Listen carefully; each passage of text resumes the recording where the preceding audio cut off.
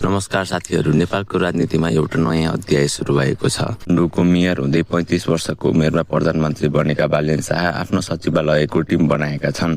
यो टिम मुख्य रूपमा उनको पुरानो विश्व पात्र र युवा प्रोफेसनलहरूबाट बनेको हो। प्रमुख सल्लाहकार कुमार बेन्जरकार नियुक्त भएका छन्। राजनीतिक सल्लाहकार असीम शाह छन्। मुख्य स्वकीय सचिव सुभाष शर्मा, प्रशासन प्रमुख सुदीप ढकाल र सञ्चार तथा प्रविधि संयोजक विवेक मिश्र रहेका छन्।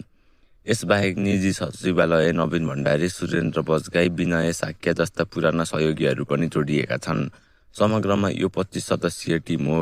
यो टिम काठमाडौँ महानगरले बालेन मोडललाई राष्ट्रिय स्तरमा पुर्याउने लक्ष्य साथ आएको छ। सफाई, अनुशासन, पूर्वाधार र सुशासनको बलियो फेकवासको साथ पूर्ण 15 सदस्यीय क्याबिनेटबाट पनि युवा र प्रोफेसनल छ। स्वर्णिम वाग्ले अर्थमन्त्री, शिशिर खनाल परराष्ट्र मन्त्री, सुदन गुरुङ गृहमन्त्री जस्ता अनुहारहरू छन्। धेरै मन्त्री 40 वर्ष मुनिका छन् र 5 जना महिला मन्त्री छन्।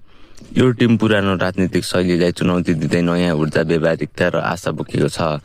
काठमाडौँमा देखिएको परिवर्तन अब देशभर फैलिने सम्भावना छ। सफलता कामबाट हुन्छ। बालेन र उनको टिमलाई शुभकामना। धन्यवाद।